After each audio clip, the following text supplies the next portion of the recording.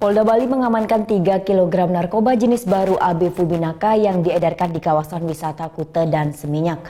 Polisi hanya mengenakan wajib lapor kepada pengedarnya karena narkoba mirip ganja ini belum masuk lampiran Undang-Undang Narkotika.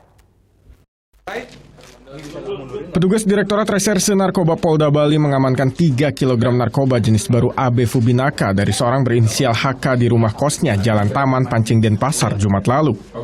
Awalnya polisi mencurigai 5 plastik ukuran besar ini adalah narkoba jenis ganja. Namun setelah diteliti di Laboratorium Forensik Mabes Polri Cabang Denpasar, hasilnya negatif ganja.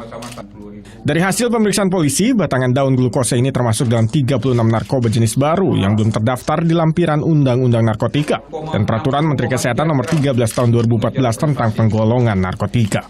Kalau kita tanya lapor, ini salah satu unsur yang lagi diusulkan menjadi bahan narkotika, tapi belum diundangkan.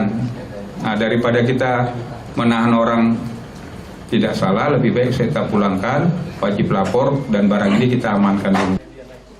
Satu paket kecil AB Fubinaka seberat 2 gram ini dijual seharga 300 sampai 800 ribu rupiah di kawasan wisata Kuta dan Seminyak.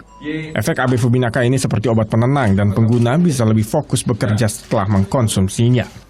Dalam operasi yang dilakukan sepekan terakhir, petugas Dires Narkoba Polda Bali juga menangkap 2 pengedar sabu dan ekstasi di Jalan Kartika Plaza Kuta. Dari tangan tersangka berinisial RYA dan KS, polisi menyita 237 butir ekstasi dan 80 gram sabu. Narkoba yang dikirim dari Jakarta ini rencananya akan diedarkan di wilayah Denpasar dan Kuta. Muhammad Hasanuddin melaporkan untuk NET.